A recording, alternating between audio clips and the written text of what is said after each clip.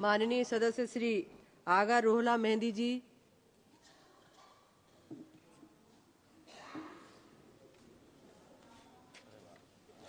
Thank you madam chairperson. मेरे पास वक्त उतना ज़्यादा नहीं है, कम है, मैं पॉइंट पे आ जाता हूँ। हैरत हुई जब एक पैराग्राफ सुना भी और फिर पढ़ा भी पेज 19 में, जो प्रेसिडेंशियल एड्रेस में जम्मू कश्मीर के हवाले से जिक्र किया गया और ये बताया गया कि 370 हटाने के बाद वहाँ पे पार्लियामेंट इलेक्शन भी हुआ और असेंबली इलेक्शन भी हुआ। ताजुब है कैसे इस मुल्क को बेवकूफ़ बनाया जाता है। ये कोई पहली बार नहीं है कि असेंबली का इलेक्शन, पार्लियामेंट का इलेक्शन जम्मू कश्मीर में हुआ हो। 370 के होते हुए भी होता था, आपने नाजायज़ तरीके से 370 हटाया, उसके बाद भी इलेक्शन हुआ।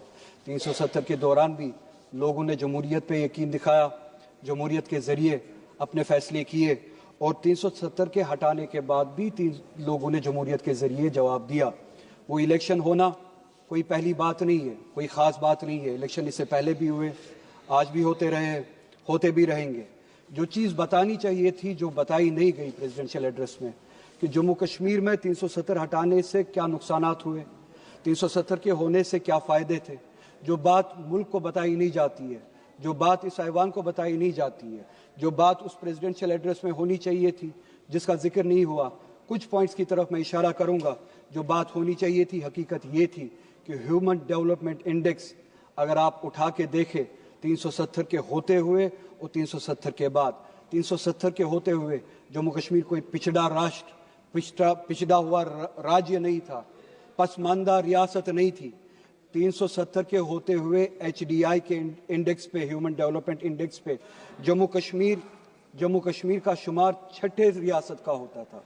अगर आप कंपेयर करें उन रियासतों से जहाँ पे बीजेपी गवर्न करती है, बिलखुसूस आपकी मखसूस और ख़ास रियासत गुजरात, जहाँ पे जम्मू कश्मीर का ह्यूमन डेवलपमेंट इंडेक्स 370 के होते हुए जम्मू कश्मीर का 0.712 था, वहीं पे गुजरात का वहाँ से ज़्यादा कम था, जो कि 0.677 में था।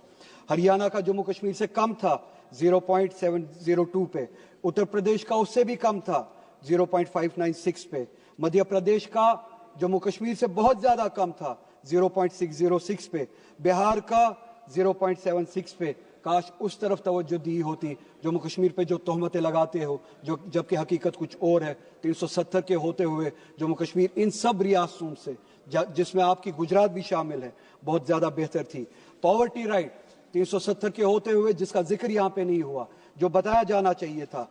जम्मू कश्मीर जो इस मुल्क की सर्वे हुई है, आखिरी सर्वे हुई है, जम्मू कश्मीर में 10.3% पे थी, जो कि गुजरात से कहीं ज़्यादा बेहतर है। गुजरात जहाँ पे 16.6 की पॉवर्टी रेट है, परसेंटेज है। यूपी की 29.4% है। मध्य प्रदेश की 31.7 पॉवर्टी परसेंटेज है। बिहार की 33.7 और 370 के होते हुए उसी मुकाबले में जम्मू कश्मीर की सिर्फ और सिर्फ 10.3 पॉवर्टी रेट थी। ये बताना आप भूल गए। इस मुल्क को आप बेवकूफ़ बनाते हैं, इस मुल्क को आप मिसलीड करते हैं। लाइफ एक्सपेक्टेंसी पे बात करें, 370 के होते हुए आपकी जो सर्वे हुई है इस मुल्क में 2009 से लेकर 2016 तक, अगर आप कंपैरिजन करें, जम्मू कश्मीर में लाइफ एक्सपेक्टेंसी की जो रेट थी वो उम्र बन चुकी थी 73.5, गुजरात की उससे कम थी 68.7, यानी जम्मू कश्मीर में लाइफ एक्सपेक्टेंसी ज़्यादा थी गुजरात से। हरियाणा में 69.4, यूपी में 60.3, मध्य प्रदेश में 60.2, बिहार में 68 और इस सब के मुकाबले में इन सबसे ज़्यादा कश्मीर में थी 73.5। एजुकेशन के हवाले से आप बात करें, एक ही इंडिकेटर की मैं बात करता हूं, gross enrolment ratio for higher education. जो हायर एजुकेशन में लोग दाखिला लेते थे, एनरोल करते थे, जम्मू कश्मीर में इन सब रियासतों से ज्यादा थी 370 के होते हुए। 370 के होते हुए 30.9% थी जम्मू कश्मीर में, और गुजरात की उसी मुकाबले में बहुत ज्यादा कम थी 20.4। यानी कि जम्मू कश्मीर में 370 के होते हुए हायर एजुकेशन में 31% परसेंटेज जो है आबादी की जाती थी, और गुजरात में उससे बहुत ज्यादा कम 20% जाती थी। हरियाणा में 29.4%, यूपी में 25.8%, मध्य प्रदेश में 22.6%, बिहार में सिर्फ और सिर्फ 14%। ये है हालत जो कश्मीर की थी, जिस राह पे ये कश्मीर था। इनकम की अगर बात करें, मैं ज़्यादा इंडेक्सेस में जाऊंगा नहीं। पॉवर्टी की मैंने बात की, जम्मू कश्मीर गुजरात से भी बेहतर था, हरियाणा से भी बेहतर था, यूपी से भी बेहतर था, मध्य प्रदेश से भी बेहतर था, बिहार से भी बेहतर था। सिर्फ 2 मिनट चाहिए मैडम चेयरपर्सन, मैं कंक्लूड करूंगा, मुझे पता है मेरे पास वक्त ज्यादा नहीं है। पोस्ट एब्रोगेशन का डाटा, एक ही इंडिकेटर उठाते, ये सारे इंडिकेटर्स 370 के होते हुए जो यहाँ पे बताया नहीं गया, पोस्ट एब्रोगेशन का इंडिकेटर एक ही अगर उठाए, एम्प्लॉयमेंट का, चूंकि मेरे पास वक्त नहीं है, उसी रियासत में जहां पे ये इंडिकेटर्स थे, आज एम्प्लॉयमेंट जो रेट है वो 32% पे पहुंची है। पहली बार हमने देखा है। यह है 370 हटाने का नतीजा। 370 हटाने के बाद यह बताया गया, मुल्क को बेवकूफ बनाने की कोशिश की गई कि इलेक्शंस हुए। इलेक्शंस उससे पहले भी होते थे।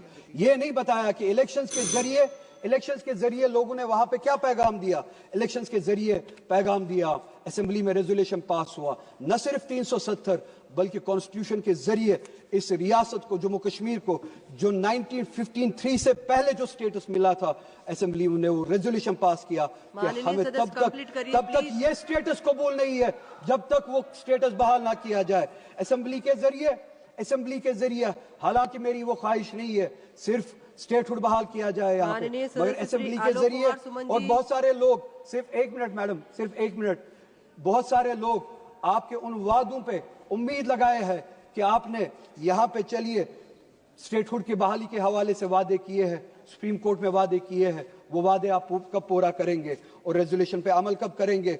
जो स्टेटस था जम्मू कश्मीर का 1953 से पहले, वो एक दिन इस मुल्क को वापस करना पड़ेगा। और आखिर में मैडम, पूरे मुल्क में जो मुसलमानों की हालत है, मैडम कंप्लीट करिए प्लीज। सिर्फ 1 मिनट कंक्लूड करूंगा। पूरे मुल्क में मुसलमानों की जो हालत है, वो उस हालत के बारे में आप यहाँ पे जिक्र करना भूल गए। सुबह एलओपी ने भी जिक्र किया, उन्होंने भी अपने एआई रेवोल्यूशन का जिक्र किया, विजन का बताया।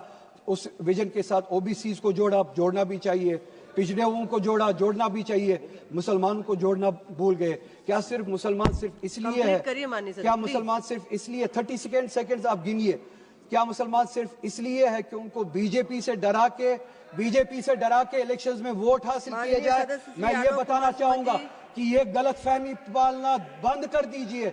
मुसलमान किसी से डरने वाले हैं नहीं, न वो बीजेपी से डरते हैं न किसी से डरते हैं। वो अगर डरते हैं तो सिर्फ और सिर्फ इसी बात से डरते हैं कि जिस तरह का रवैया आरएसएस और बीजेपी। मैं आपका आभार व्यक्त करता हूं कि आपने मुझे महामहिम राष्ट्रपति जी के अभिभाषण के धन्यवाद प्रस्ताव पर बोलने की